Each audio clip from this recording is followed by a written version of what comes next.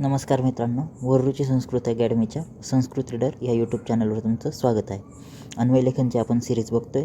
त्याच्यामध्ये 6 श्लोक आपले झालेत. त्याच्या पुढचा हा श्लोक, पुढचा जो श्लोक आहे तो वैद्यकीय सुभाषित साहित्याचा 4थ्या अध्यायातला 3रा श्लोक आहे.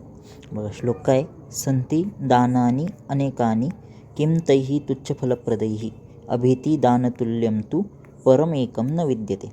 आता त्याचा पदच्छेद बघा, संती डॅश दानानी डॅश अनेकानी डॅश किम डॅश तैहि डॅश तुच्छफलप्रदैहि डॅश अभीतिदान डॅश तुल्यम डॅश तू डॅश परम डॅश एकम डॅश न डॅश विद्यते. आता पदच्छेदमध्ये फक्त सगळेच्या सगळे जे पद आहेत ते वेगवेगळे करायचे असतात डॅश डॅश देऊन.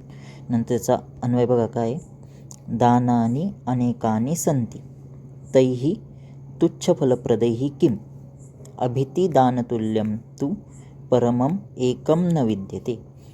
आता अर्थ बघा त्याचा काय, या जगामध्ये तुच्छ फल देणारी म्हणजे कमी दर्जाचे अनेक प्रकारची दानं आहेत, पण अभयदान म्हणजे जे जीवदान किंवा रोगमुक्त करणं किंवा भयमुक्त करणं यासारखे जे श्रेष्ठ फल देणारे दानं आहेत ते एकही नाही, असं त्याचा अर्थ आहे. नंतर बघा भावार्थ काय यामध्ये, की या सुभाषितामध्ये मुख्यतः आरोग्यदान किंवा जीवनदान याचं महत्त्व सांगितलेलं आहे. वैद्याने म्हणजे डॉक्टरने एखाद्याचा जीव वाचवणे यासारखं श्रेष्ठदान आहे. जीव वाचवतो म्हणजेच त्याला आपण मृत्यूच्या भयापासून अभयदान देतो, आणि म्हणून डॉक्टरांना नेक्स्ट टू गॉड म्हटलं जातं.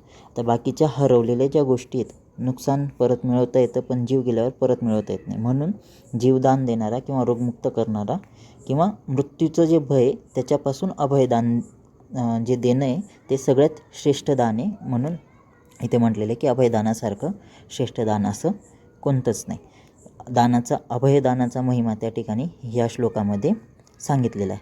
आता ह्या ठिकाणी कोणती संधी आहे का बघा, ह्या ठिकाणी संधी आहे दानानी प्लस अनेकानी, दानान्यनेकानी, दानानी प्लस अनेकानी, आणि इथं पण एक आहे तैहि प्लस तू, तैस्तू, तैहि प्लस तू.